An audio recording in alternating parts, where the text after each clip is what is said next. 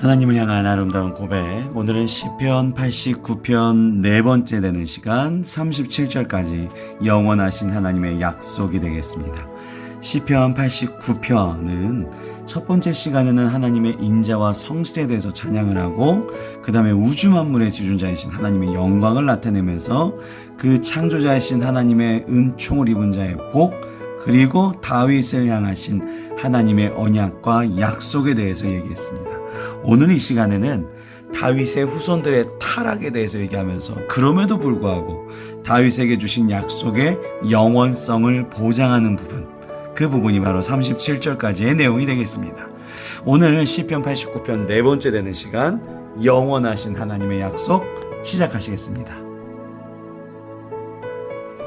만일 그의 자손이 내 법을 버리며 내 규례대로 행하지 아니하며, 여기서 내 법은 율법, 하나님이 하나님의 길로 가야 되는 가르치는 복음, 율법을 뜻하고요. 내 규례대로라는 것은 공의를 뜻합니다. 떳떳하고 정의롭게 하는 것을 하나님의 뜻대로 하는 것이죠. 하나님의 율법과 하나님의 공의대로 행하지 아니하면, 율법을 지키지 아니하면, 내 율례를 깨트리며 내 계명을 지키지 아니하면, 30절에 있는 내용을 더 강조하는 거죠. 여기서 율례는 후코타인데 이게 원형이 후카라는 단어입니다. 세워진 것이죠. 하나님께서 이렇게 처음에 태초에 세워진 명령이 있는데 이 명령을 깨트렸어요. 아담과 하와가 예죠. 그 다음에 내 계명을 지키지 아니하면, 계명이라는 것은 미치와 하나님께서 우리에게 피조물에게 명령하신 것들을 지키지 아니하면 내가 회초리로 그들의 죄를 다스리며 채찍으로 그들의 죄악을 벌하리로다. 이 사무엘하 7장 14절에 나옵니다.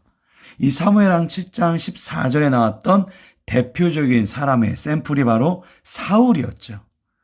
하나님의 나라가 아니라 자신의 왕국을 세우는 일에만 관심을 기울였죠. 아담과 하와도 마찬가지였죠. 하나님을 높이기보다는 하나님처럼, 자신이 하나님처럼 되고 싶어하는 그 원죄에 대한 그 죄성이 사울에게도 나타나기 시작했습니다. 하나님께서 기름 부어주시는 그 사람이 자기의 뜻대로 하나님의 왕국을 만들어버린 것이죠.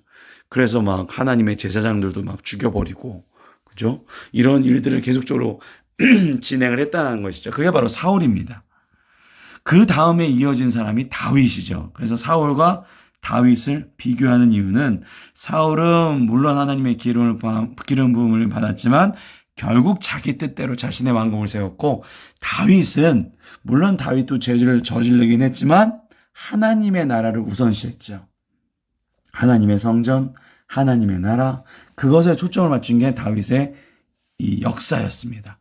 그것을 보면서 우리가 어떻게 살아가는지를 알 수 있는 것이죠. 33절, 그러나 나의 인자함을 그에게서 다 거두지는 아니하며 나의 성실함도 패하지 아니하며. 어떻게 이루실 수가 있는가? 분명히 회초리로, 회초리로 죄악을 벌할 거라고 하셨는데, 그럼에도 불구하고 인자함과 성실함을 거두지 아니한 이유는 언약 때문이죠. 언약. 다윗과 약속한 그 언약. 그러니까 배반할지라도 하나님께서는 우리를 향한 인자함, 성실하심을 거두시지는 않았다. 언약 때문에. 34절에 나오죠. 내 언약을 깨뜨리지 아니하고 내 입술에서 낸 것이 맹세죠. 맹세는 변하지 아니하리로다. 하나님 아니시겠습니까? 하나님은 후회할 일을 하지 않으십니다. 실수가 없으셔요. 그 약속을 변질시키지 않으신다는 것이죠. 사람과 다른 존재이십니다. 그래서 내가 나의 거룩함으로 한 번 맹세하였은즉 다윗에게 거짓말을 하지 아니할 것이라. 우리 사람은 한 번입니까? 두 번입니까? 수십 번 우리가 하나님의 언약을 어기는데, 하나님은 우리와 약속하신 언약을 어기시지 않는다. 한 번 맺으신 언약에 대해서는 과거, 현재, 미래에도 변치 않으시고 신실하게 지켜주실 것이다.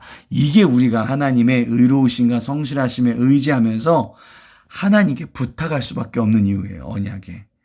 그래서 36절에 그의 후손이 장구하고, 여기서 장구라는 뜻은 라드라 그래서요. 사무엘하 7장 16절에는 이 장구가 영원히라는 단어로 표시가 됐습니다. 그의 후손이 영원할 것이며, 그의 왕위는 해같이 내 앞에서 항상 있으며 변함없이 하나님을 경외하는 이유가 바로 여기 있는 것이죠. 해같이 항상 하나님은 우리 곁에 계신다. 또 궁창의 확실한 증인이 달같이 영원히 경고하게 되리라 하셨도다 셀라. 이 뜻이 뭘까요? 궁창의 확실한 증인이 달같이, 아까 앞에 36절에 해같이 나왔고요. 달같이가 나왔습니다.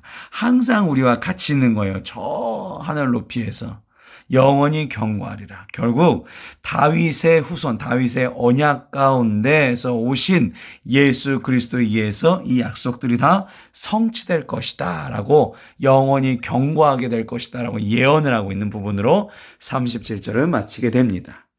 오늘 시편 89편 37절까지 보셨는데, 이 네 번째 시간을 지키시면서 다시 한번 언약을 지키시는 하나님께 드리는 기도로 하나님께 기도 올리시도록 하겠습니다.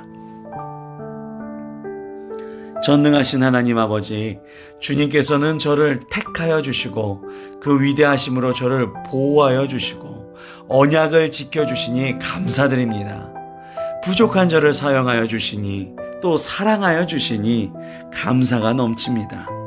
항상 하나님의 인자하심과 성실하심으로 저를 긍휼히 여겨 주시옵소서.